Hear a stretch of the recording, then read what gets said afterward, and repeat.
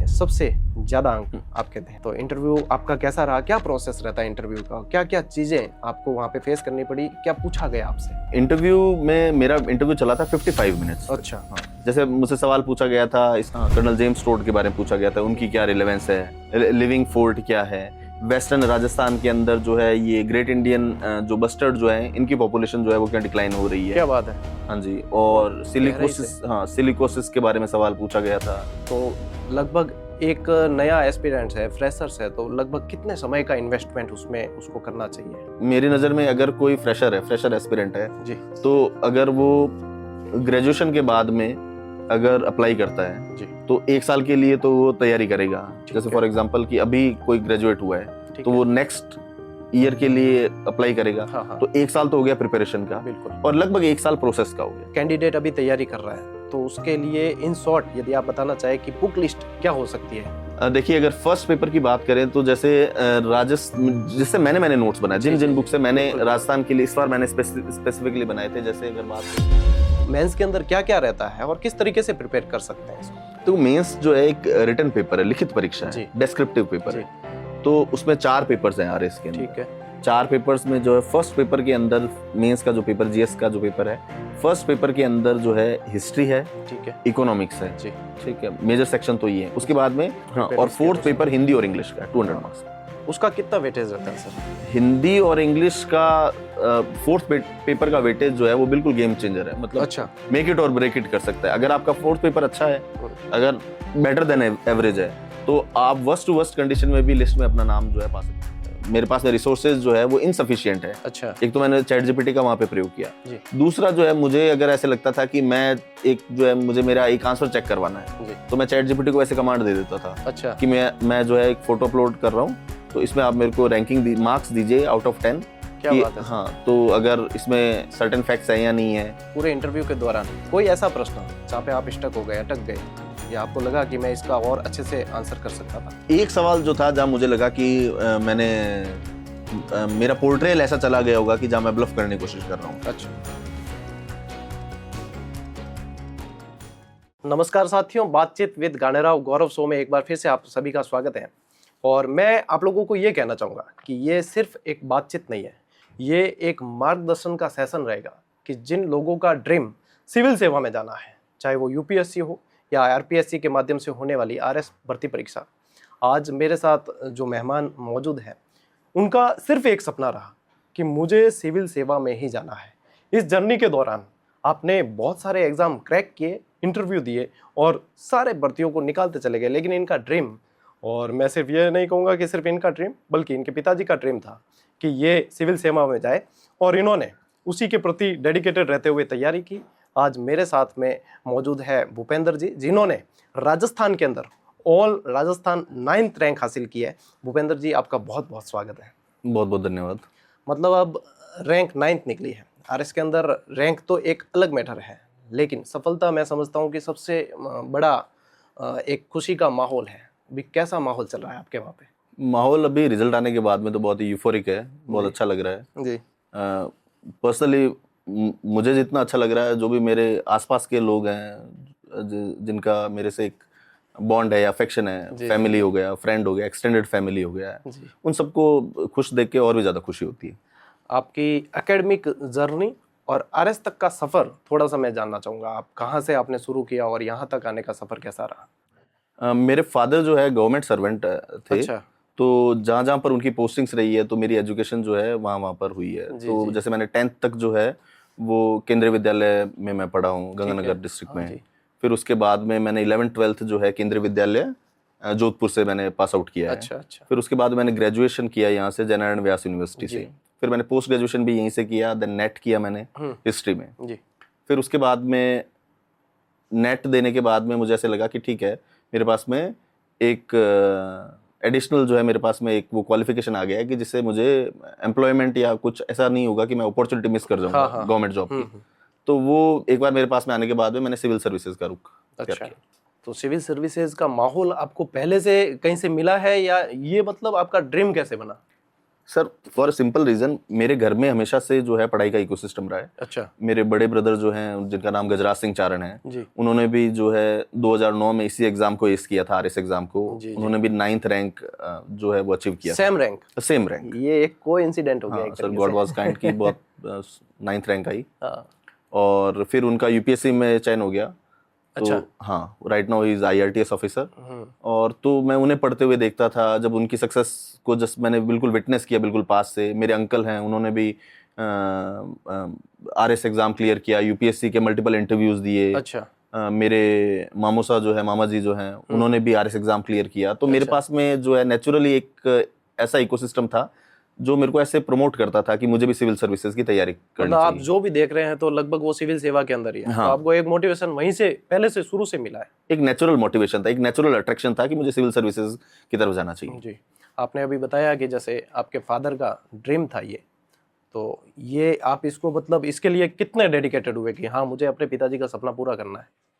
देखिए, हर एक इंडिविजुअल का ड्रीम होता है कि वो अपने पिताजी के ड्रीम को जो है फुलफिल करे। जी जी जी। तो मेरे लिए ये था कि मेरे पिताजी का ड्रीम था कि उनके दोनों बेटे जो है वो सिविल सर्वेंट बने। अच्छा। तो मेरे साथ में ऐसा था कि मेरे ब्रदर ने जो है ये ड्रीम जो है बहुत पहले फुलफिल कर दिया था। हाँ। तो अब मेरी ओर से जो है वो एक वैक्यूम था कि मुझे क्लियर करना है। ठीक है। तो इस दौरान जो है फैमिली जो है कंडीशंस में, जैसे हेल्थ कंडीशन जो है किसी की डिटीरियोरेट हो रही है, जैसे अगर फैमिली में पेरेंट्स जो हैं वो अगर वृद्धावस्था में है तो उनकी देखभाल भी करनी। ठीक है। कंसिस्टेंट जो है वो रिजल्ट नहीं आ रहे थे, कोई ना कोई स्टेज पे जो है मैं अटक रहा था। तो इन मोमेंट में सबसे बड़ा जो है वो यही रहता है कि आपको करना है कि आपके फादर के ड्रीम को अचीव करने के लिए जो भी आपको हार्डवर्क करना है वो बस करना है, बस विदाउट एनी लाइक हेजिटेशन। अच्छा। ये जर्नी तो बहुत लंबी होती है आरएस तक की। यूपीएससी में जो है वो ऑल इंडिया एग्जाम है। ऑल इंडिया एग्जाम है और यूपीएससी का पेपर जो है अपने आप में जो है वो उसको बोल सकते हैं कि टफ नट टू क्रैक है। अच्छा। ठीक, you will have to be the best of your game. आपको अपना बेस्ट देना ही पड़ेगा। बेस्ट देना पड़ेगा। ठीक है। और उसमें जो है ट्रेंड जो है बहुत जल्दी जल्दी चेंज होते हैं। ठीक है। ऐसा नहीं है कि जो नोट्स चले आ रहे हैं वही नोट्स जो 10 साल तक चलते रहेंगे या 5 साल तक। यूपीएससी जैसे नोट करती रहती है कि सबको जो है लेवल प्लेइंग फील्ड मिले। अच्छा। तो वहां पे कंपटीशन का फील एक अलग तरीके का है। बात करते हैं आरएस की, आरएस में भी कट थ्रोट कंपटीशन है, ऐसा नहीं है बिल्कुल। बट चूंकि कंपटीशन राजस्थान लेवल का है तो जो एस्पिरेंट्स है एप्लीकेंट्स है उनकी संख्या भी कम है। ठीक है। राजस्थान का जो है कंटेंट जो इसके अंदर ज्यादा है तो थोड़ा बहुत इसमें एज मिल जाती है। प्लस जो है इसमें 4th पेपर में हिंदी और इंग्लिश के मार्क्स ऐड होते हैं, जो कि यूपीएससी में हिंदी इंग्लिश के मार्क्स ऐसा ऐड नहीं होते। अच्छा, ऐड नहीं होते उसमें? यूपीएससी में नहीं होते जी। ये जैसे सिविल सेवा है, सिविल सेवा के अंदर एक लंबी जर्नी तो है और हर व्यक्ति जो सफल होता है चाहे किसी भी क्षेत्र में सफल हो रहा है तो उसमें बताते हैं कि एक परिवार का सपोर्ट बहुत मायने रखता है उसके लिए। मैं जानना चाहूँगा कि आपके परिवार में सबसे ज़्यादा सपोर्ट इस जर्नी के दौरान आपको किसने किया? एक फैमिली में सही इकोसिस्टम होना बहुत ज़्यादा ज़रूरी है। जी जी। तो अगर मैं किसी का एक का नाम कोट करूँगा थोड़ा सा अन्याय हो जाएगा। बिल्कुल। बट स्टिल अगर मुझे एक का नाम अगर कोट करना पड़े तो I would like to quote my brother's name, Gajraj Singh Charan. जी जी जी। मेरे फादर के बाद में अगर मुझे जो लगता है कि जिन्होंने he has been like fountain of wisdom for me, तो राइट टाइम पे राइट एडवाइस दी है।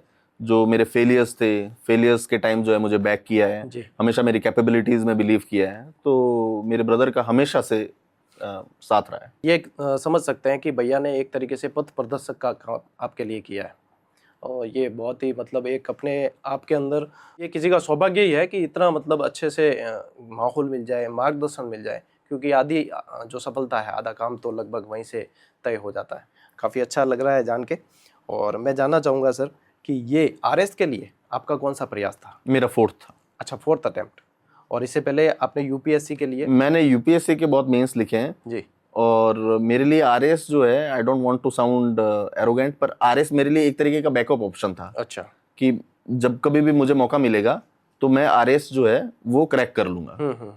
और जब सारी कंडीशन जब हो गई कि मुझे अभी जॉब की रिक्वायरमेंट है और मेरी फैमिली में कोई हेल्थ क्राइसिस अभी नहीं है, तो जैसे मुझे पढ़ने का टाइम मिला 6-8 महीने का तो हाँ, तो मतलब आपने वो सारी चीज़ें मेंटेन कर ली। सर आरएस एग्ज़ाम के लिए जैसे कि कई सारे बच्चे डेडिकेटेड होकर तैयारी करते हैं, आपकी रैंक 9th है पूरे राजस्थान में, क्या आप रैंक को दिमाग में रख के ध्यान में रख के चले थे या मतलब अपनी अपनी पढ़ाई पे पूरी तरीके से फोकस रहे? इसके बारे में थोड़ा सा आप बताना चाहें। देखो कई बार एस्पिरेंट्स जो है वो डे ड्रीमिंग करना स्टार्ट कर देते हैं जी, कि जी। फर्स्ट रैंक भी आएगी, सेकंड रैंक भी आएगी। इस तरीके से मैं भी जो है कोई अलग नहीं हूँ, अपनी तैयारी के हिसाब हाँ से हाँ हाँ, सब एस्पिरेंट्स डे ड्रीम जरूर करते हैं कभी ना कभी कि ये वाली रैंक आ जाएगी तो बहुत अच्छा लगेगा। बट जो मैंने रियलाइज किया है कि इसमें जो है प्रोसेस पे ज्यादा बिलीफ रखना चाहिए। अच्छा। कि जो भी जो है एक आइडियल एस्पिरेंट से जो है एग्जाम के कंटेक्स्ट के हिसाब से मेहनत करनी चाहिए। प्रोसेस पे ज्यादा बिलीफ रखना चाहिए। रिजल्ट के बारे में अगर ज्यादा सोचेंगे तो जो है वो मेहनत इतनी हाँ नहीं हो इनपुट जो है वो कहीं ना कहीं जो है वो खराब हो जाएगा। हाँ। जो रैंक आपने हासिल की है उससे आप सेटिस्फाइड है या कैसे डिस्क्राइब करना चाहेंगे? I am like more than satisfied. Agree, मुझे ऐसे लगता है कि जो भी एस्पिरेंट्स जो हैं वो सीरियसली इस एग्जाम में पार्टिसिपेट करते हैं या फिर परीक्षा देते हैं वो सभी क्रीम है। मतलब जो यदि पॉइंट से भी रह गए, हाँ हाँ, जो पॉइंट से भी रह गए हैं, जिनकी रैंक पीछे आ रही है, उन्होंने भी लगभग अपनी मेहनत पूरी की। 101%। कोई वो भी इक्वली कैपेबल है। जी। परमात्मा का आशीर्वाद मेरे ऊपर उस दिन ज्यादा था। हाँ, तो मेरा ये रिजल्ट आया है। बहुत अच्छा। मतलब ये आंसर सुन के मुझे काफी अच्छा महसूस हो रहा है। और जो ऐसे एस्पिरेंट्स हैं जो किसी न किसी परिस्थिति बस रह गए हैं, उन्हें भी इसी से संबल मिलेगा थोड़ा सा। डेफिनेटली। मैं भी जो है बहुत बार फेल हुआ हूँ। जब मैं ज्यादा बार फेल हुआ हूँ, पास तो मैं इस बार हुआ हूँ। तो मुझे फेल होने का ज्यादा अनुभव है कि फेल होने पे जो है व्यक्ति को कैसा अनुभव होता है। ठीक है, पास होने का तो जो है वो ये था कि सब कुछ चीजें एक साथ आ गई कि हार्ड वर्क भी राइट टाइम पे हो गया। ठीक है, प्रोसेस भी सही ढंग से फॉलो हो गई। बट ऐसा नहीं है कि मेरी अगर 9th रैंक आई है तो जो 9th रैंक के बाद वाले हैं या फिर जो लिस्ट में भी नहीं आ पाए, जिनका नाम नहीं आ पाया, तो ऐसा नहीं है कि वो कहीं पर भी लेसर कैपेबल है। माइट भी कोई तरीका जो है या फिर इनपुट देने का तरीका या वर्क करने का तरीका या फिर पढ़ने के तरीका में थोड़ा बहुत ऊपर नीचे 19-20 हो सकता है, बट ऐसा नहीं है कि वो जो है कोई लेसर क्रीम है। हाँ, मतलब नॉलेज के हिसाब से वो किसी भी तरीके से पीछे नहीं है। Not at all, not at all. बहुत बढ़िया सर। मैं ये जानना चाहूँगा सर कि जब कोई भी व्यक्ति है अपने ड्रीम के लिए तैयारी करना चाहता है तो वो चाहता है कि मैं नियमित रहूं, लेकिन एक समय ऐसा आता है, दौर आता है कि वो नियमितता नहीं रख पाता है। आपके साथ भी हो सकता है ऐसा हुआ हो। तो इस समय अपनी नियमितता रखने के लिए विद्यार्थी अपने आप को कैसे संभाले, किस तरीके से उसके लिए प्रेरित करें? जो नियमितता नहीं आती है तो मेरे नजरिए में उसके दो कारण हो सकते हैं जी। एक तो जो है जो इकोसिस्टम में वो रह रहा है, वो अगर उसका इकोसिस्टम उसे अलाउ नहीं कर रहा है नियमित रहने के लिए। अच्छा। फॉर एग्जांपल, अगर आपका पीयर ग्रुप जो है वो इनडिसिप्लिन्ड है। अच्छा। ठीक है, वो आपको पढ़ने में कोई कहीं ना कहीं व्यवधान आ रहा है जी। तो एक तरीके का तो अनियमितता इस तरीके से देखी जा सकती है। तो उनको जो है मैनेज किया जा सकता है। बिल्कुल। कि आप जो है कोई ऐसी जगह पे पढ़ना स्टार्ट कर दे जहाँ पर थोड़ा सॉलिट्यूड हो, जहाँ पर एकांतपन वगैरह हो। जी। दूसरे तरीके का अगर देखें कि अगर आप खुद ही जो है अगर नियमित नहीं रह पा रहे हैं, ठीक है, आपकी वर्च्यूज के हिसाब से कि आपको लग रहा है कि आप पढ़ रहे हैं लेकिन आपका मन कर रहा है कि आप मोबाइल फोन देख लो, रील स्क्रॉल कर लो, ठीक है, तो वो भी व्यक्ति जो है वो जो है आत्मनियंत्रण रख के और उसको भी क्योर कर सकता है। ऐसा नहीं है कि क्योर नहीं कर सकता। हाँ, उस समय उसको संयमित होने की आवश्यकता, संयमित रहने की बहुत ज्यादा आवश्यकता है। जो सिविल सेवा वाला प्रोसेस होता है सर, ये बहुत लंबी जर्नी है।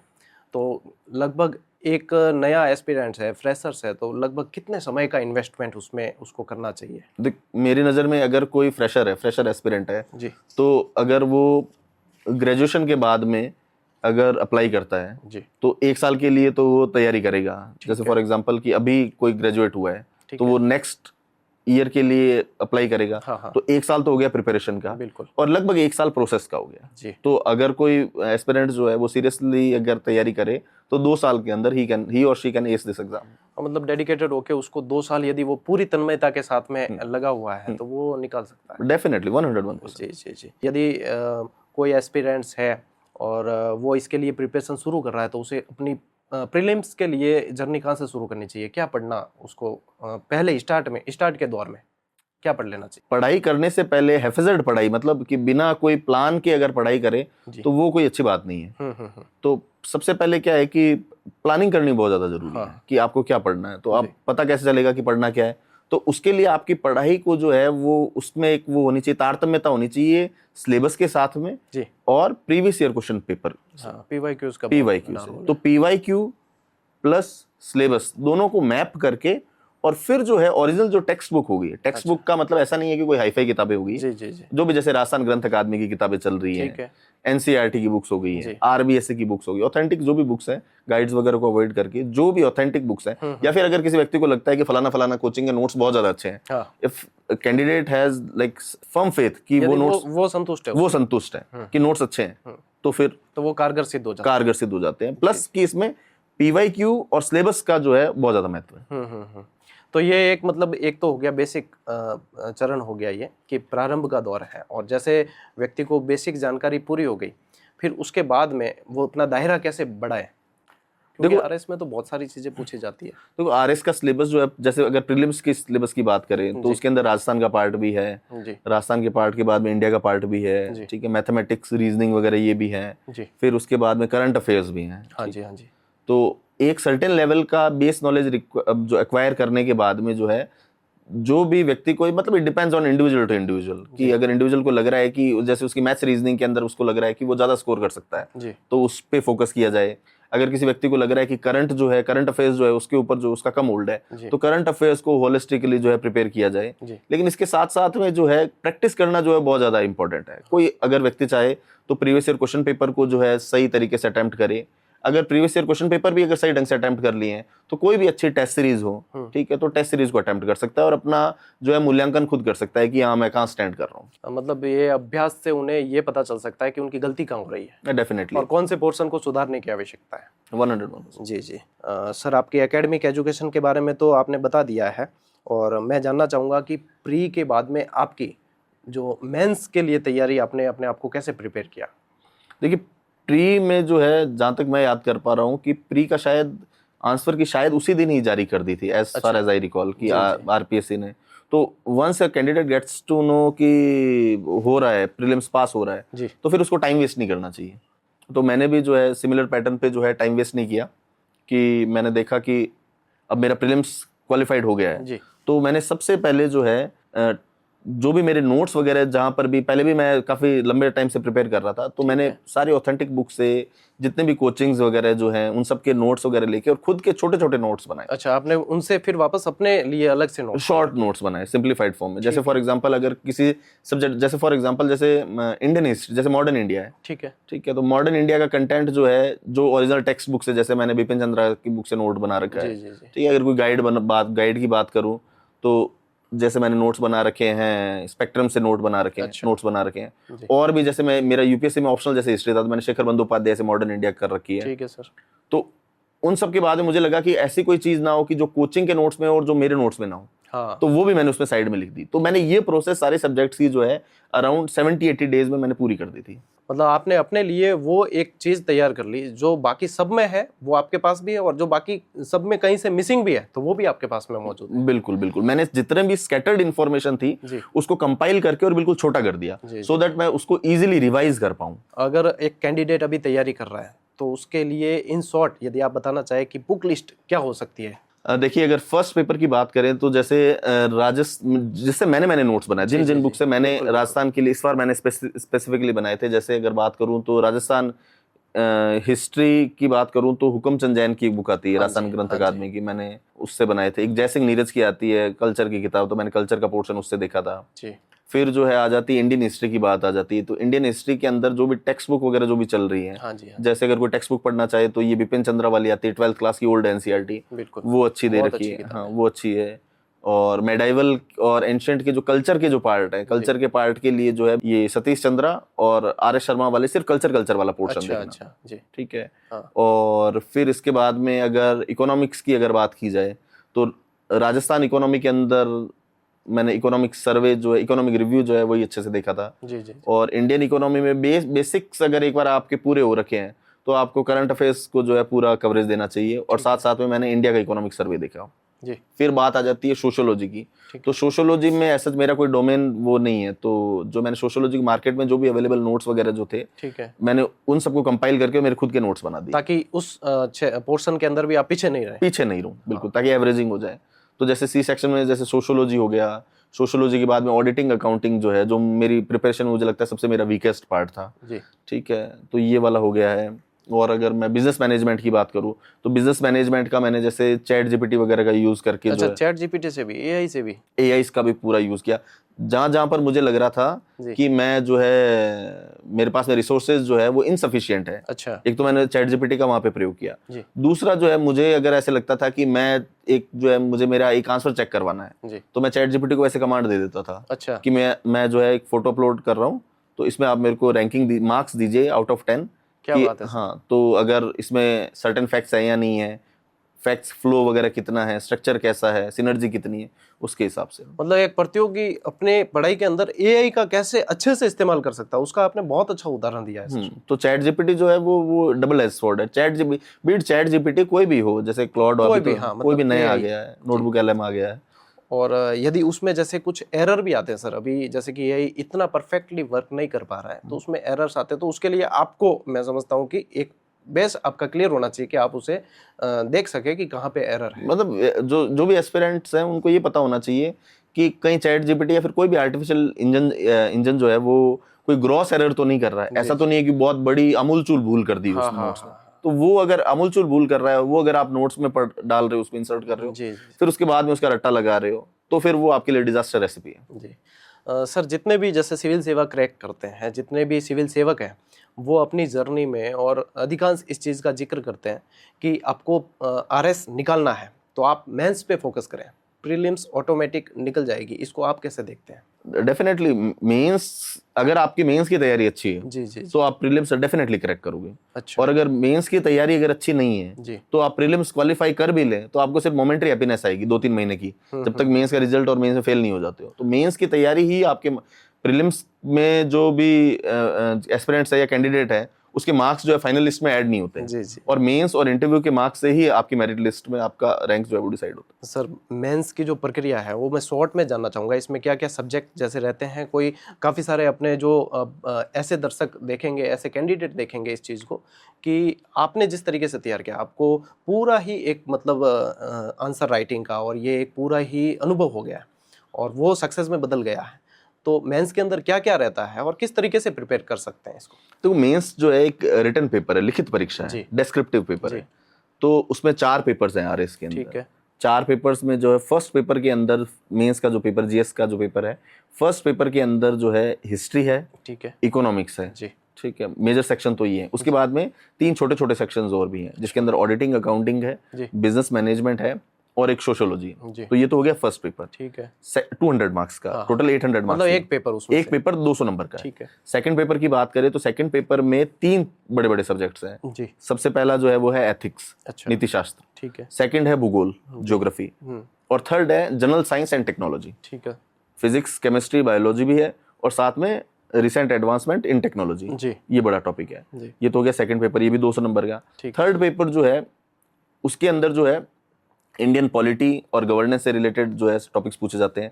पब्लिक एडमिनिस्ट्रेशन जो है वो बहुत बड़ा सेक्शन है। आईआर जो है उसके अंदर पूछा जाता है। जी, जी, फिर जो है अभी सिलेबस थोड़ा सा स्लाइटली चेंज किया है, अच्छा, लेकिन जब मैंने दिया था तब उसके अंदर जो है लॉ था, जी, योगा था और बिहेवियर था। ठीक है। ठीक है, तो ये 3 थे। मतलब इसके हिसाब से आप हाँ, prepare और इसके फोर्थ अनुसार- पेपर हिंदी और इंग्लिश का 200 मार्क्स का। उसका कितना वेटेज रहता है सर? हिंदी और इंग्लिश का फोर्थ पेपर का वेटेज जो है वो बिल्कुल गेम चेंजर है। मतलब अच्छा, मेक इट और ब्रेक इट कर सकता है। अगर आपका फोर्थ पेपर अच्छा है, अगर बेटर देन एवरेज है, तो आप वर्स्ट टू वर्स्ट कंडीशन में भी लिस्ट में अपना नाम जो है पा सकते हो। मतलब उसमें आप अपने बेसिक्स यदि क्लियर है तो आप उसमें अच्छा कर सकते हो। बिल्कुल, अगर आपकी लैंग्वेज के ऊपर कमांड है जी, तो अगर देखिए आप इसको ऐसे भी देख सकते हैं कि 3 पेपर खराब हो जाते हैं, ठीक है, क्योंकि ये क्या है कि बिल्कुल 2 आरपीएससी ने सिलेबस जो है डिफाइन कर रखा है, बट इनडायरेक्टली देखा जाए तो इस सिलेबस में everything under sun is your syllabus, सब कुछ आ सिलेबस, जाता है सब कुछ, सब कुछ आ जाता है। सह संबंध करके दे दिया जाता बिल्कुल, तो जो है वो कवर करना, इतना बड़ा कवर करना जो है वो ह्यूमनली पॉसिबल नहीं है कि आप सारी की सारी चीजें आपको है। हाँ, आती नहीं हो सकती। लेकिन हिंदी के अंदर जैसे ग्रामर वाला सेक्शन आ गया, कंपोजिशन वाला सेक्शन आ गया हिंदी इंग्लिश के अंदर, तो ये क्या है कि इनका बेस मटेरियल जो है बहुत छोटा है और बहुत जल्दी, अगर आपकी लैंग्वेज के ऊपर बेसिक कमांड है, अगर आपने 10th-12th तक ठीक ठाक लैंग्वेज के ऊपर, मतलब आप अगर उसमें सही ढंग से डील कर पा रहे हैं तो वो तैयार करना बहुत ईजी है। जी, जी, और फोर्थ पेपर के अंदर अगर आपके अच्छे मार्क्स आएंगे तो ही आपकी अच्छी रैंक आएगी। मतलब अगर आप अभी मार्क्स आरपीएससी ने शो किए हैं तो आप उसमें देख सकते हैं कि जिस भी व्यक्ति के फोर्थ पेपर में अच्छे मार्क्स नहीं है तो वो मेरिट लिस्ट में टॉप पे नहीं है। अच्छा। मतलब फोर्थ पेपर एक तरीके से गेम चेंजर है। डेफिनेटली। हिंदी और इंग्लिश के लिए सर आपने क्या पढ़ा? हिंदी और इंग्लिश के लिए दोनों लैंग्वेजेस के ऊपर ठीक ठाक वो होल्ड है, मतलब हाँ, ऐसा नहीं है कि मैं को दोनों लैंग्वेज में कहीं पर भी लिखने में या बोलने में जो है मैं ऐसा महसूस करता हूँ। बट फिर भी ग्रामर के अगर लेवल पे बात की जाए तो मैंने हिंदी ग्रामर में जो है राघव प्रकाश जो है वो मैंने उसको फॉलो किया, और राघव प्रकाश और PYQ जितने भी पूछे जा चुके थे तो जो भी मुझे कोचिंग के जो भी रेफरेंस मटेरियल मिल रहे थे कि कोचिंग वाले जो हैं वो प्रीवियस ईयर क्वेश्चंस पेपर दे रहे हैं इसके हिंदी फोर्थ पेपर के, तो वो मैंने कंपाइल कर लिए थे। फिर जब इसकी कॉम्पोजिशन की बात आती है जिसके अंदर पल्लवन लिखना, निविदाएं वगैरह लिखना है, लेटर लिखना है, आपको निबंध लिखना है, तो मैंने जो है खुद जो है जो ऑफिशियल जो निविदाएं वगैरह जो भी अखबार वगैरह में आती है जो है, तो मैंने उनको फॉलो फॉलो किया। और जो भी मेरे पीयर ग्रुप जो भी हैं, जो मेरे मित्र हैं, तो मैंने मेरे मित्र जो भी एस्पिरेंट्स हैं जो साथ में परीक्षाएं दे रहे हैं, तो मैंने उनको जो है वापस वेरीफाई करवाया, दिखवाया उनको कि मैं सही लिख रहा हूँ कि नहीं लिख रहा हूँ, फॉर्मेट सही है या नहीं है, लैंग्वेज का फ्लो सही है या नहीं, मतलब क्रॉस चेक, एक तरीके क्रॉस चेकिंग। और इंग्लिश में भी आई अडॉप्टेड द सेम। मुझे बताते हुए थोड़ी खुशी भी हो रही है सर, आपने अभी एक जिक्र किया है डॉक्टर राघव प्रकाश जी का। अभी इससे जस्ट पहले मैं जयपुर था और एक पॉडकास्ट में जस्ट राघव प्रकाश जी का करके आ रहा हूँ अभी, लेजेंड, और काफ़ी अनुभव उन्होंने शेयर किया है, काफ़ी अच्छा, मुझे भी सीखने को मिला काफ़ी सारी चीज़ें। मेंस के बारे में बात काफ़ी हो गई सर। उसके बाद में जैसे कि मैं ये जानना चाहूँगा और कई सारे अपने बच्चे भी जानने चाहेंगे कि एक बेरोज़गार व्यक्ति यदि वो तैयारी कर रहा है तो क्या उसे अपने बेसिक के लिए एक बार किसी न किसी जॉब में चले जाना चाहिए या वो सीधे ही RS के लिए तैयारी करता रहे? देखो मैंने जैसे पहले बताया, it depends on individual to individual. अच्छा। इसका कोई सर्वव्यापी पैमाना नहीं है, यूनिवर्सल कोई भी एक फॉर्मूला नहीं है, अपनी अपनी परिस्थिति है। जैसे मेरी फैमिली कंडीशंस जो है, जैसे गॉड वाज काइंड इनफ कि मेरे को जो है इकोनॉमिकली जो है मेरे को सपोर्ट था, फाइनेंशियली सपोर्ट था मेरे को, तो मेरे हाथ खुले थे, आप मैनेज कर सकते, मैं मैनेज कर सकता था। ठीक है, अगर अच्छा इसमें अगर कोई व्यक्ति को लगता है कि फाइनेंशियल कंडीशन जो है फॉर्चुनेटली अनफॉर्चुनेटली अगर अच्छी नहीं है तो उसको पहले कोई छोटी जॉब पकड़ लेनी चाहिए, इसमें कोई गुरेज नहीं। यदि उन्हें एक आधार मिल जाए तो उन्हें कोई आधार, फिर आगे जाने में अच्छा। बहुत से मेरे साथ में बहुत से ऐसे लोग हैं जो पहले टीचर्स सेलेक्टेड हुए थे, second grade teacher, first grade teacher, और once they get selected in such kind of exams, फिर उसके बाद में उन्होंने जो है टॉप 10 इवन UPSC में भी अचीव किया। तो ऐसा नहीं है, और ऐसे भी हैं जो फ्रेशर है और फर्स्ट टाइम उन्होंने पेपर दिया फिर भी उन्होंने रैंक हासिल की। तो इसका यूनिवर्सल कुछ नहीं, व्यक्ति को खुद को जो है जो वो देखना पड़ता है अपनी परिस्थितियों के अनुसार। सर मेंस में तो सारा खेल आंसर राइटिंग का है, अपनी आंसर राइटिंग को कैसे इम्प्रूव किया जा सकता है? आंसर राइटिंग जो है वो एक ऑर्गेनिक प्रोसेस है जी, ठीक है। वो ऐसे नहीं होगा कि आप आज अगर लिखना स्टार्ट करेंगे और कल सुबह तक जो है वो सही हो जाएगा, ऐसा नहीं, बहुत ही ऑर्गेनिक स्लो स्टडी प्रोसेस है। ठीक है, इंग्लिश में कहावत भी है, brevity is the soul of expression. अच्छा, ठीक है, संक्षिप्तता जो है वो अभिव्यक्ति की आत्मा है। अच्छा, ठीक है, तो आप कोई बात को कितना जो है सारगर्भित तरीके से, संश्लेषित तरीके से जो है वो प्रस्तुत कर पाते हैं, तो वो क्या प्रैक्टिस से आती है। जैसे मैं मेरे कंटेक्स्ट में बात करता हूँ, मैंने बहुत ज्यादा आंसर राइटिंग की प्रैक्टिस की। अच्छा, बहुत ज्यादा, मतलब मैं दिन में जो है 3-3 पेपर भी लिखता था। अच्छा, मॉक टेस्ट 3-3 पेपर लिखता था। ओरिजिनल एग्जाम में मुझे 2 पेपर लिखने हैं तो मैं एक एड ऑन करके चलता था कि मैं फटीग में भी अच्छा लिख पा रहा हूँ कि नहीं लिख पा रहा हूँ। ठीक है, जैसे और मैं मेरे कंटेक्स्ट में एग्जाम्पल दूं तो फोर्थ पेपर में जैसे अभिव्यक्ति की जो मूल्यांकन जो है वो आपके पल्लवन के माध्यम से किया जाता है हिंदी में। जी। तो वो मैंने पहला पल्लवन लिखा और मैंने 30 दिन बाद में लगातार 30वां जब पल्लवन लिखा तो ऐसे लगा कि पहला पल्लवन किसी और व्यक्ति ने लिखा और 30वां पल्लवन किसी और व्यक्ति ने। क्या बात है, इतना अंतर आ गया? बहुत अंतर आता है। तो प्रैक्टिस और प्रैक्टिस, यही सिर्फ जो है वो ये इसका मूल मंत्र। और टॉपर्स की कॉपीज वगैरह भी देखना कि टॉपर्स कैसे लिख रहे हैं। जी। RPSC आजकल जो है वो कर देती है। एक अच्छा इनोवेशन भी मान सकते हैं इसे कि आंसर राइटिंग वहां से भी वो देख सकते हैं कैंडिडेट। बहुत बढ़िया है सर ये तो चीज। अब एक ऐसा सवाल जो मेरे जहन में आ रहा है और काफ़ी सारे कैंडिडेट के जहन में भी होगा, एक न्यूज़ कटिंग हमने देखी थी जिसमें ऑल राजस्थान इंटरव्यू में सबसे ज़्यादा अंक आपके थे। तो इंटरव्यू आपका कैसा रहा, क्या प्रोसेस रहता है इंटरव्यू का, क्या क्या चीज़ें आपको वहाँ पे फेस करनी पड़ी, क्या पूछा गया आपसे? इंटरव्यू में मेरा इंटरव्यू चला था 55 मिनट्स। अच्छा, हाँ, ऑन एन एवरेज कैंडिडेट्स का चलता है 30 मिनट्स के आसपास। अच्छा, मेरा चला 55 मिनट्स के आसपास इंटरव्यू चला, लगभग 20-25 मिनट ज्यादा हो गया एवरेज यदि देखें। गॉड वाज काइंड की 20-25 मिनट मेरा एक्स्ट्रा चला इंटरव्यू।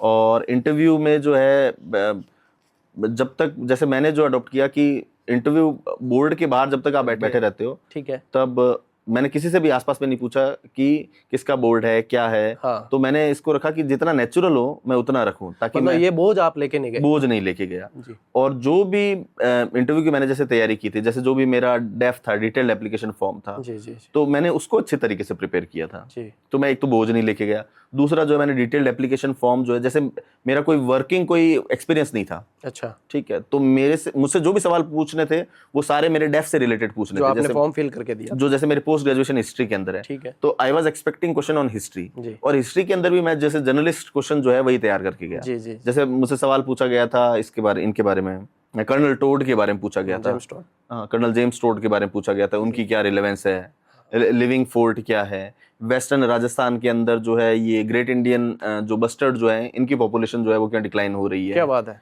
हाँ जी। और सिलिकोसिस के बारे में सवाल पूछा गया था। अच्छा। डाइवर्स फील्ड से सवाल पूछे गए थे। आउट ऑफ इंटरव्यू सिर्फ 2 सवालों का जो है वो जवाब जो है मैं सेटिस्फैक्टरी मैं नहीं बोलूंगा, आपको लगता है आप नहीं दे पाए? मैंने अच्छा नहीं दिया। बाकी जो है I tried to be myself, कि मैं थोड़ा कंपोजर में बोलूं। जितने भी मैंने मॉक्स वगैरह दिए, मॉक्स ने मेरी लेजिट बहुत ज़्यादा हेल्प की जी। जो भी मेरे ग्रॉस एरर्स थे, जैसे मैं बात करते टाइम जैसे ऐसे मुंडी बहुत ज़्यादा हिलाता था, अच्छा। तो वो फिजिकल चीज़ों में जो है मुझे बताया कि ये चीज़ नहीं करनी है। मैं कुछ चीज़ों को ज़्यादा उन्होंने आपको इंटरव्यू वहीं पे बताया ये चीज़? नहीं, मॉक्स। अच्छा, मॉक्स हाउ मॉक्स हेल्प मी। अच्छा। मॉक्स इंटरव्यू ने कैसे मेरी हेल्प की, जी जी जी। ये हो गया। सेकंड जो है मैं कोई स्वीपिंग रिमार्क या फिर इस तरीके कुछ भी नहीं दिया। मैंने मोर और लेस बैलेंस टाइप के आंसर्स दिए, ठीक है, ज़्यादा शुगर कोट भी नहीं किया, अच्छा। ज़्यादा बैलेंस भी नहीं किया, ठीक है। तो ये बैलेंस्ड आंसर्स थे, और वो दिन भी होता है। हाँ, वो आपका दिन बहुत अच्छा था।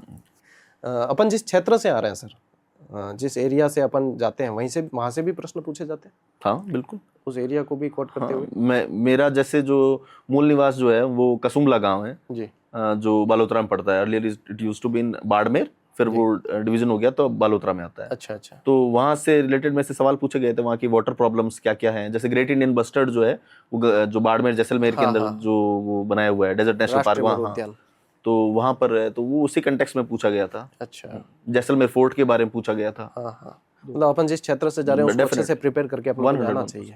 बहुत अच्छा लग रहा है सर ये चीज़ें जानकर, मेरे लिए भी काफ़ी कुछ सीखने को मिल रहा है इसमें, क्योंकि सिविल सेवा कई सारे लोगों का ड्रीम होता है और आपने उस ड्रीम को सच किया है, तो काफ़ी सारे लोगों के लिए ये इंस्पिरेशनल रहेगा।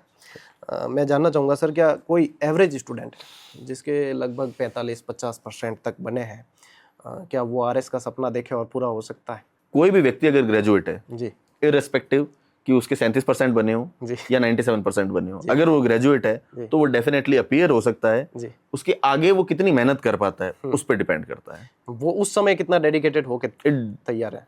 डजंट मैटर कि उसका पास्ट में जो है 10th में कितने बने थे, 12th में कितने, ग्रेजुएट में कितने, कोई बैक आई है या नहीं आई है, कोई एग्जाम में सप्लीमेंट्री है या नहीं, बिल्कुल फर्क नहीं पड़ता है। आपका जो सिलेबस है, आपका प्रीवियस ईयर क्वेश्चन पेपर है, अगर आप उन दोनों को ठीक ठाक समझ जाते हो, अगर आपको सिलेबस जो है वो अच्छे तरीके से आपको रटा हुआ है, एक एक पॉइंट के बारे में पता है, पूरा सिलेबस आपने अच्छी तरीके से कर रखा है, तो नोबडी कैन स्टॉप यू। मतलब जब आप किसी लक्ष्य के प्रति जागरूक हो ही गए हैं तो फिर उसके लिए डेडिकेशन से लग जाइए, आप उसे निकाल लेंगे। बहुत बढ़िया सर। अभी सोशल मीडिया पर सर जैसे ही आरएस का रिजल्ट आया तो काफ़ी सारी चीज़ें चर्चाओं में चलती है, 1 कैंडिडेट, 2 कैंडिडेट, 3 कैंडिडेट, काफ़ी सारी कोचिंग से जुड़े हुए अपन देखने को मिलता है अपने को। तो इसको कई सारे लोग अलग अलग थ्योरी बना लेते हैं, कई सारे लोग अलग अलग नज़रिए से देखते हैं। तो क्या एक ही कैंडिडेट अलग अलग जगह से पढ़ा है, ऐसा हो सकता है? 101% पॉसिबल है। जैसे मैंने जो है प्रीलिम्स के लिए जो है मैं एक कोचिंग में गया हूँ जी, मेंस के लिए कोचिंग में गया हूँ जी, इंटरव्यू के लिए मैं जो है अलग गाइडेंस के पास में गया हूँ, ठीक है। और दूसरा है कि कोई एक इंडिविजुअल है, उसकी सक्सेस में बहुत सारे लोगों का फैक्टर होता है, बहुत सारे लोगों का कंट्रीब्यूशन है, ठीक है। तो 101% पॉसिबल, और मूलतः यही होता है जी, क्योंकि लंबा प्रोसेस, बहुत लंबा प्रोसेस है, ठीक है। और जितनी भी कोचिंग्स हैं, जितने भी जो है जो गुरु हैं, जितने भी गुरु हैं, उन सबका एक ही ध्येय रहता है कि उनके पास में कोई भी बच्चा आया हुआ है, एस्पिरेंट आया हुआ, वो ये के इन प्रकार सक्सेसफुल हो जाए, इससे ज्यादा उनका कोई स्वार्थ नहीं है, ठीक है। तो वो तो जो बिल्कुल ब्लेसिंग फिगर्स आई, वो जो भी उनका एक्सपीरियंस है, अपना गाइडेंस है, वो हमेशा जो है बिल्कुल जो अच्छे तरीके से गाइड करते हैं, और ऐसा भी नहीं है जैसे टफ टाइम में भी बहुत अच्छा गाइड करते हैं। बिल्कुल बिल्कुल।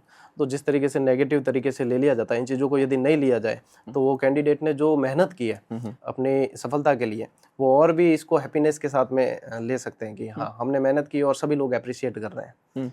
क्योंकि नेगेटिव चीज़ें बहुत ज़्यादा चलती है तो कहीं ना कहीं कैंडिडेट जो है वो भी ये सोचने लग जाता है कि हमने तो हमारी तरफ से पूरा अच्छे से एफर्ट किया है, ये इशू क्यों बनाया जा रहा है। नहीं, ऐसा नहीं, मुझे ऐसा लगता है कि कोई भी जैसे मेरे कंटेक्स्ट में है जी, मुझे ऐसा लगता है कि अगर एक पेड़ पौधे ने भी अगर मेरी सक्सेस में अगर कंट्रीब्यूट किया ना, तो मेरे लिए इसके प्रति भी ग्रेटिट्यूड होना चाहिए। क्या बात है सर। First thing. जी, सेकंड थिंग, कोई भी रियल गुरु होगा, टीचर होगा, आपका चाहने वाला होगा, वो कभी भी ऐसी छोटी चीज, मायोपिक दृष्टिकोण उसका नहीं, छोटा संकीर्ण दृष्टिकोण नहीं रहेगा, वो हमेशा लार्जर पर्सपेक्टिव देखता है, और वो आपकी खुशी में ही सबसे ज्यादा खुश है। मेरे जहन में सर एक सवाल हमेशा आता है, और काफ़ी सारे जो नए बच्चे तैयारी करते हैं उनके जहन में भी आता है कि इंटरव्यू के लिए हम देखते हैं कि हर कैंडिडेट बहुत अच्छे से ड्रेसअप होकर जाता है, सूट वूट टाई वगैरह।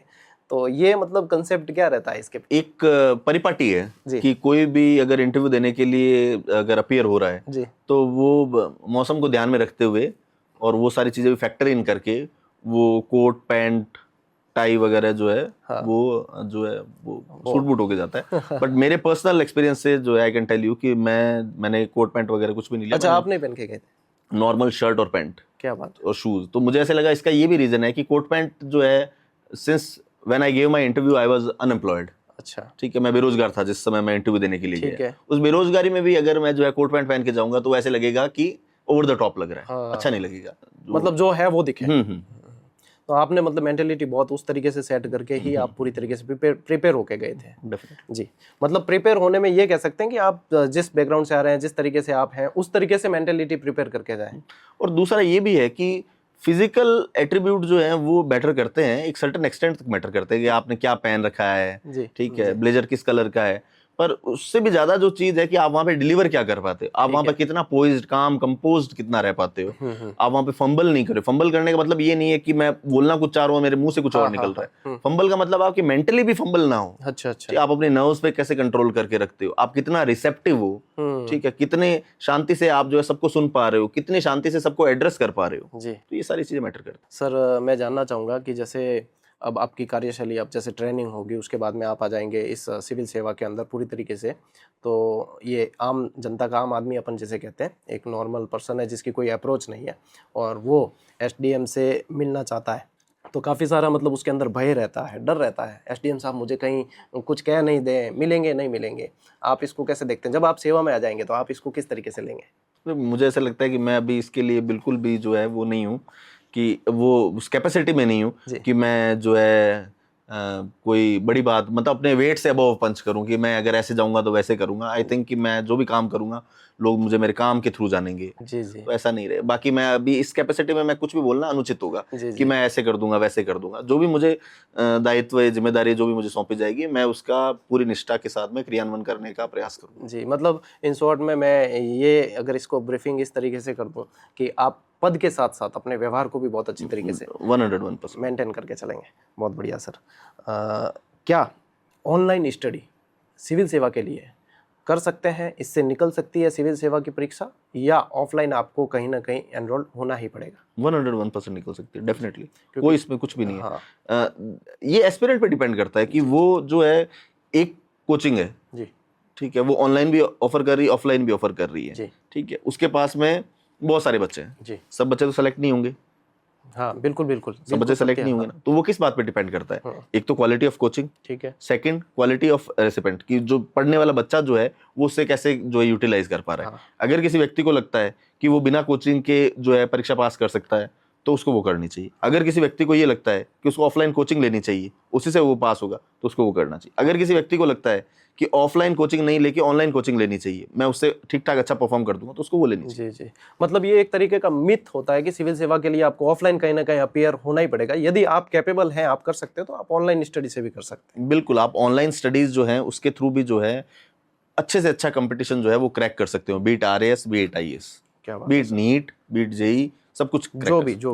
हाँ सर, सफलता के लिए कितना ज़रूरी है? आपने वैसे अपने इस बातचीत में आपने बता दिया है कि अभ्यास करना चाहिए, लेकिन फिर भी मैं एक शॉर्ट में जानना चाहूँगा कि अभ्यास किस तरीके से रोल निभाता है?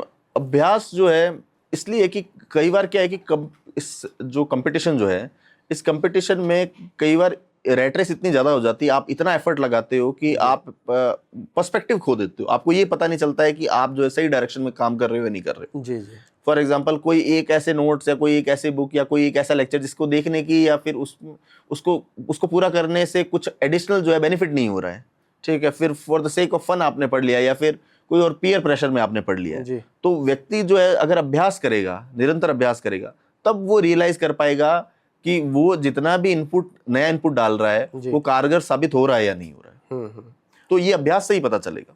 हाँ, वहाँ से आउटपुट आ रहा है या नहीं, या कौन सा पोर्शन कमजोर है, वो उसको अभ्यास से ही पता चल सकता है। सर, आरएस एक बहुत लंबा प्रोसेस है और इसमें क्या होता है कि कई सारे बच्चे बीच बीच में टूट जाते हैं, वो अपने आप को किस तरीके से मोटिवेटेड रख सकते हैं? देखिए, अगर आपको बड़ा लक्ष्य प्राप्त करना है जी, तो मुझे लगता है मोटिवेशन की बजाय आपको डिसिप्लिन पे फोकस रखना चाहिए जी। Once you have made your mind, अगर आपने जो है एक बार अगर निर्णय ले लिया है कि आपको जो है बड़ा लक्ष्य हासिल करना है, फिर उसमें छोटी कितनी बाधाएं आए तो जो है आपको उन बाधाओं से घबराना नहीं है, ठीक है। जो भी आपका लक्ष्य है जो है उसके लिए सतत प्रयास करना चाहिए। मतलब अनुशासन ही आपके अनुशासन, डिसिप्लिन इज द की, सच्चा मोटिवेशन है। सर, मैं जानना चाहूंगा कि यदि अभी कोई कैंडिडेट तैयारी कर रहा है और उसे आपसे हेल्प चाहिए, तो आप उसके पास कैसे हेल्प पहुंचा सकते हैं, आप इसके लिए क्या प्रयास कर सकते हैं? जितना भी टाइम मुझे मिल रहा है, जितने भी क्वेरीज मेरे पास में आ रहे हैं, जितने भी फ्रेंड्स या फिर फेलो एस्पिरेंट्स मुझसे मिलने के लिए आ रहे हैं, तो मेरे लिए इतना पर्सनली मेरे लिए इतना फिजिबल नहीं है कि मैं एक एक को जो है वो टाइम दे पाऊँ जी जी। तो एट बेस्ट मैं ये कर रहा हूँ कि मैंने मेरा खुद का एक टेलीग्राम चैनल बना लिया है। अच्छा। और उस पर मैं जितने भी मेरे सारे नोट्स हैं, handwritten notes, subject wise, topic wise जो है मैं उस पर शेयर कर दूंगा, जिससे फेलो एस्पिरेंट्स को जितनी हेल्प मिल सके, तो वो मेरे लिए बहुत खुशी की बात होगी। तो वो टेलीग्राम चैनल सर किस नाम से है? टेलीग्राम चैनल भूपेंद्र सिंह नाम से है। अच्छा। तो मैं उसका लिंक आपको शेयर आप मुझे आप शेयर करें तो मैं इसके डिस्क्रिप्शन में लगा दूंगा, ताकि जो भी एस्पिरेंट्स हैं जिन्हें आपसे कुछ न कुछ सीखने को मिले या आप उनकी हेल्प कर सकते हैं, तो वो उनके पास में अवेलेबल हो जाए। Thank you sir. मैं ये जानना चाहूँगा कि सिविल सेवा की परीक्षाएं हैं तो फेलियर्स भी मिलती है, कई जनों की क्लियर हो जाती है, तो फेलियर्स के बाद में क्या होते हैं कि काफ़ी सारे कैंडिडेट एक अवसाद में चले जाते हैं, वो अपने आप को वहाँ से कैसे बूस्ट कर सकते हैं, कैसे निकाल सकते हैं अवसाद से बाहर? मैंने सक्सेस जो है ये फर्स्ट टाइम जो है, फाइनल सक्सेस जो है फर्स्ट टाइम जो है विटनेस की है। इससे पहले मैंने बहुत सारे एग्जाम्स में फेल भी हुआ हूँ। तो मुझे लगता है कि अवसाद से निकलने का ये है कि अपना थोड़ा पर्सपेक्टिव जो है वो थोड़ा व्यक्ति को जो है वो देखना चाहिए। थोड़ा पहले थिंग्स, जैसे फेल रिजल्ट अगर खराब आ गया है, ठीक है, तो पहले थिंग्स को एक बार सेटल हो जाने दो, ठीक है, ताकि बाहर की नॉइज एक बार जो है वो शांत हो जाए। फिर उसके बाद में जो है वो देखना चाहिए कि क्या क्या उसके पास में अपॉर्चुनिटीज हैं, ठीक है, क्या अपॉर्चुनिटीज नहीं है, क्या पहले फिजिबल था या फिजिबल नहीं है। थोड़ा रियलिस्टिक असेसमेंट भी करना चाहिए। लाइफ को इतने नैरो सेंस में नहीं देखना चाहिए। मेरी जो लर्निंग जो है वो ये रही है कि लाइफ को हम एक लेंस से कभी भी नहीं देख सकते हैं, कि बहुत ही नैरो पर्सपेक्टिव रख के एक ही चीज को खुदा मान लेना, ठीक है। जैसे अगर मेरा इसमें आरएस में भी नहीं होता, ठीक है, मैं बोलता हूँ मेरा असिस्टेंट प्रोफेसर में भी इंटरव्यू कॉल हो रखा है हिस्ट्री में, उसमें भी अगर नहीं होता तो भी मैं, ऐसा थोड़ी है कि मैं जो है वो बिल्कुल एक डिफरेंट ट्रैक पे चला जाता। मैं मेरे जीवन में कुछ ना कुछ अच्छा कर ही लेता, इतना तो अच्छा कर लेता कि जो भी मुझ पे आश्रित लोग हैं या आश्रित होने वाला कोई, जैसे मेरे पेरेंट्स वगैरह कोई भी व्यक्ति हो, तो मैं उनका भरण पोषण तो अच्छे से कर सकूं। और थोड़ा कंपटीशन कल्चर को थोड़ा सा अवॉइड करके और खुद की लाइफ में, मुझे लाइफ में डीप डाउन मुझे क्या चाहिए लाइफ में कौन सी चीजें हैं, कौन सी वैल्यूज है जिसे मैं जो है वो एंडोर्स करता हूँ या फिर जो मुझे अच्छी लगती है, बस वही परस्यू करता। तो लाइफ को नैरो सेंस में नहीं लेना है, ठीक है। और लाइफ इनफाइनाइट अपॉर्चुनिटीज थ्रू करती है, इनफाइनाइट अपॉर्चुनिटीज। मतलब जो अवसाद की स्थिति, उससे आपको खुद लड़ना पड़ेगा। टाइम, इंग्लिश में कहावत है, you are your own healer. आप ही समय सब सही कर देता है, थोड़ा खुद को समय देना चाहिए। सर, मैं जानना चाहूँगा कि इंटरव्यू आपका बहुत अच्छा गया और आपने बताया 55 मिनट चला है आपका इंटरव्यू। क्या इस पूरे इंटरव्यू के दौरान कोई ऐसा प्रश्न जहाँ पे आप स्टक हो गए, अटक गए, या आपको लगा कि मैं इसका और अच्छे से आंसर कर सकता था? एक सवाल जो था जहाँ मुझे लगा कि मेरा पोर्ट्रेल ऐसा चला गया होगा कि जहाँ मैं ब्लफ करने की कोशिश कर रहा हूँ। अच्छा। जैसे एक प्रश्न उन्होंने मुझसे पूछा था, there was one board panelist, एक वुमेन मेंबर थी, उन्होंने मुझसे पूछा था कि लिविंग फोर्ट क्या होते हैं। अच्छा। तो आई कन्वेड हर कि लिविंग फोर्ट जहाँ पे नॉर्मल पॉपुलेशन जो है वो रिजाइड करती है, ठीक है, रॉयल पॉपुलेशन के अलावा, रॉयल जो भी रॉयल्टी वगैरह जो भी उसके अलावा। फिर उन्होंने मुझसे पूछा कि लिविंग फोर्ट के एग्जाम्पल बताओ, तो मैंने वो एग्जाम्पल भी बता दिया, जैसलमेर हो गया, चित्तौड़गढ़ हो गया। फिर उन्होंने मुझसे पूछा कि लिविंग फोर्ट में अभी प्रॉब्लम्स क्या क्या आ रही है। अच्छा। तो it was out of blue, मुझे नहीं पता था कि पर से लिविंग फोर्ट की क्या क्या प्रॉब्लम्स है, मुझे नहीं पता था। हाँ। तो मैंने वही तुक्के मारने स्टार्ट कर दिए कि पानी की जो है वो ड्रेनेज है, वो इन्वायरमेंट क्लॉस्ट्रोफोबिक है, ये वो फलाना टीम का।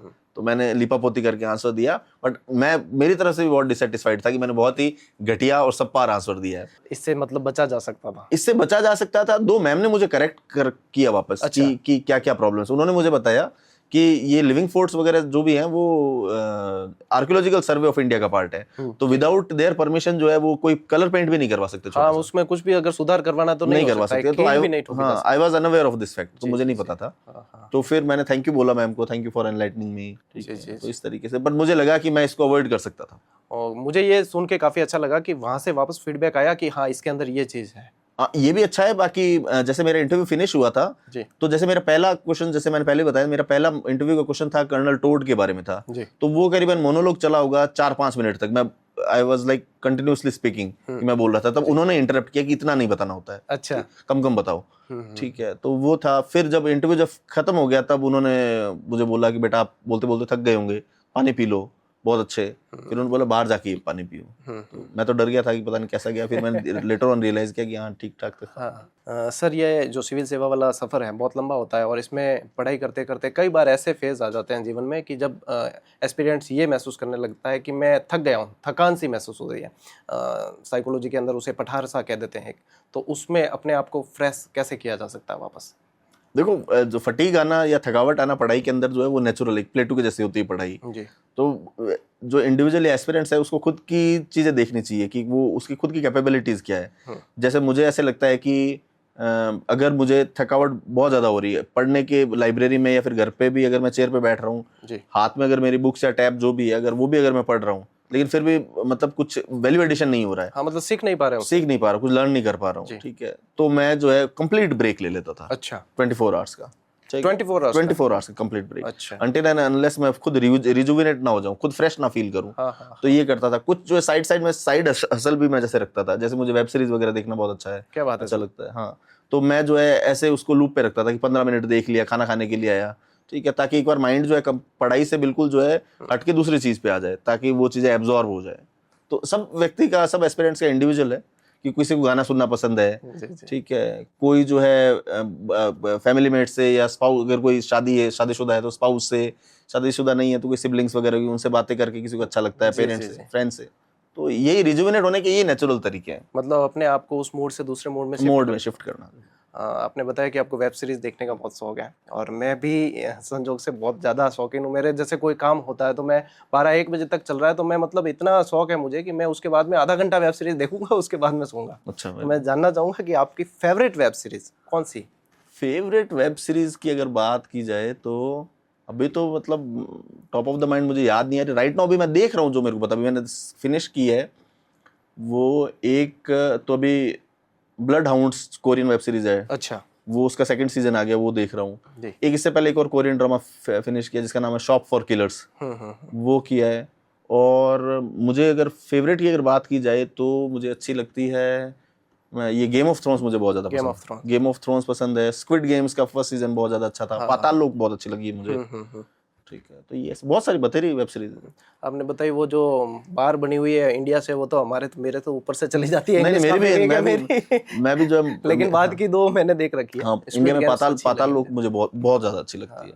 दिल्ली क्राइम्स फर्स्ट सीजन बहुत अच्छा। पहलावत जी का रोल उसमें बहुत शानदार। सर, एक प्रश्न मेरे जहन में उठ रहा है ये कि जब कोई भी रिजल्ट आ रहा होता है वैकेंसी का कि हाँ अब रिजल्ट आने वाला है, बच्चे काफ़ी सारे प्रेशर में आ जाते हैं क्योंकि बहुत लोगों की एक्सपेक्टेशन होती है कि हाँ इन्होंने मेहनत की है, वो जानते हैं मेहनत की और उसके अनुरूप रिजल्ट आएगा नहीं आएगा, बहुत सारे थॉट्स चलते हैं। आपने इस प्रेशर को कैसे हैंडल किया? इस प्रेशर को हैंडल करने का तरीका मेरा ये था कि एग्जाम से एक दिन पहले तक मेरे किसी भी फ्रेंड्स या family members, specially family members में किसी को मैंने ये नहीं बताया था कि रिजल्ट आने वाला है। ठीक है। अनटिल एंड अनलेस कि वो न्यूज़पेपर में ही आ गया हो। आपको पता था? मुझे पता था कि रिजल्ट अब अनाउंस होने वाला, लास्ट फेज अब इस तारीख को फिनिश होगा और इस तारीख को रिजल्ट आएगा। तो मैंने किसी को डिस्क्लोज नहीं किया।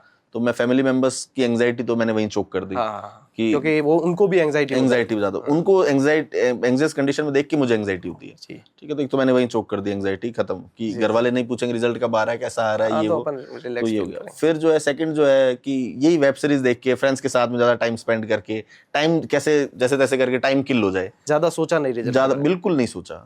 क्योंकि जैसे रिजल्ट आने वाला समाओ, जो जैसे रिजल्ट आने वाला था कि ऐसे था कि आ जाएगा, एक नाइट आया नहीं रिजल्ट, फिर अगले दिन आया, ठीक है।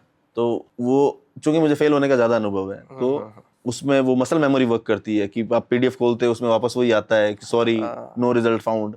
तो उस थॉट को बार बार जो है वो दिमाग जहन से बाहर निकालना कि नहीं इस बार अच्छा होगा, God will be kind to me this time. और ये कॉन्फिडेंस तो लगभग आ जाता है कि हाँ इस बार तो अच्छा हो ही रहा है। तो मुझे उम्मीद थी कि मेरी 100 के आसपास मतलब डबल डिजिट रैंक आ जाएगी। जी जी जी हाँ, और सिंगल डिजिट आ क्या बात है सर। क्या भूपेंद्र सिंह जी चारण का भी कोई प्लान भी था कि यदि मैं सिविल सेवा में फिर से असफल हो गया, या कोई ऐसे एस्पिरेंट्स हैं कि वो उसका फाइनल अटेम्प्ट है और उसके बाद में वो नहीं कर सकते, या आप अपने आप को रखें वहाँ कि ये मेरा फाइनल अटेम्प्ट है और इसमें भी यदि नहीं हो पाया तो मेरा प्लान बी क्या था या नहीं था, इसके बारे में जानना चाहूँगा। मैं यूपीएससी में लगा हुआ था तैयारी में, फिर मैंने आरएस का किया, तो RS was plan B. Dream आपका यूपीएससी?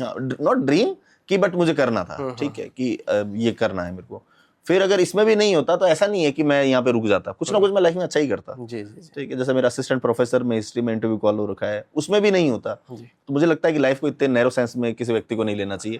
लाइफ जो है बहुत ज्यादा अपॉर्चुनिटीज, बहुत अच्छे लोग, बहुत अच्छी सर्कमस्टेंसेज जो है वो आपको थ्रो करता है। We are yet to give our best shot in life, ठीक है। लाइफ एक प्रोसेस के रूप में इसको देखना चाहिए। आप कैपेबल है तो आप अपनी क्षमताओं के अनुसार कुछ भी कर लेंगे। बहुत अच्छा लग रहा है चर्चा करके, और मेरे जहन में तो मतलब ये चीज़ें आ रही है कि मैं मतलब आपसे बात करता ही जाऊँ, जानता ही जाऊँ सारी चीज़ें। लेकिन मैं इस बातचीत को अब समापन की ओर थोड़ा सा लेकर जाऊंगा, और मैं जानना चाहूँगा सर कि आने वाली जो सिविल सेवा की परीक्षाएं हैं, आरएस है, आईएएस है, उसके लिए विद्यार्थियों के लिए आप क्या संदेश देना चाहेंगे? जो भी आने वाले जो मेरे फेलो एस्पिरेंट्स हैं जो एग्ज़ाम देने जा रहे हैं, मैं उनके लिए मेरा अगर कोई एक मैसेज होगा, वो मैसेज ये होगा कि अगर व्यक्ति जो है वो अपनी कैपेबिलिटीज़ पे बिलीव करे, ठीक है, मतलब उसको बिलीव है अपने कैपेबिलिटीज़ पे, ठीक है, और फोकस्ड है वो, फोकस के साथ साथ में परसिवरेंस भी है, धैर्य भी है उसके अंदर, तो दुनिया की कोई ताकत जो है आपको टॉप करने में, अच्छा रैंक लाने में नहीं रोक नहीं सकती। आप अपने सपनों को फुलफिल कर लें 101%। जी, सोशल मीडिया का सर आपके जर्नी में, आपके सफर में क्या रोल रहा? सोशल मीडिया का बहुत ज़्यादा, सोशल मीडिया जो है जैसे फॉर एग्जांपल टेलीग्राम के ऊपर बहुत सारे ग्रुप्स बने हुए हैं, ठीक है, तो उस पर मुझे यूजफुल कंटेंट वगैरह भी मिल जाता था। अच्छा, ठीक है। तो सोशल मीडिया, जैसे मैंने पहले भी इंटरव्यूज में बोला, सोशल मीडिया जो है वो उसको यूज करने वाले यूजर पे डिपेंड करता है कि वो उस पर रील स्क्रॉल करके और बिल्कुल जो है टाइम वेस्ट करना चाह रहा है, ठीक है, दो बहुत एडिक्टिव है, ठीक है, वो ज़्यादा यूज करना चाह रहा है, या फिर जो है वो उसका प्रोडक्टिव यूज करना चाह रहा है। जैसे ऑनलाइन क्लासेस भी देख ली हैं, ठीक है, टेलीग्राम पे जो है बहुत अच्छे ग्रुप पे अच्छा आपको कंटेंट भी मिलता है, अच्छे कंटेंट के साथ साथ में जैसे टेस्ट सीरीज वगैरह जो है ये सारी चीजें मिलती है। अगर वो व्यक्ति पे निर्भर करता है कि वो उसका सदुपयोग करे या दुरुपयोग करे। हाँ, आप मतलब यदि रील्स भी देख रहे हैं उसमें यदि स्टडी कंटेंट है तो वो आपके लिए हेल्पफुल रहेगा। देखिए, सोशल मीडिया जो है वो वैल्यू न्यूट्रल थिंग है मेरी नजर में, उसके अपने आप में कुछ वैल्यू नहीं है, आप कैसा कंटेंट उस पर देख रहे हो उस पर डिपेंड करता है। हाँ, और सोशल मीडिया आपको वही परोसता है वापस कि आपका इंटरेस्ट किस में है। वो इकोसिस्टम, इको चैम्बर इसी तरीके का बन जाता है कि अगर मैंने पढ़ाई से रिलेटेड चीजें देखी है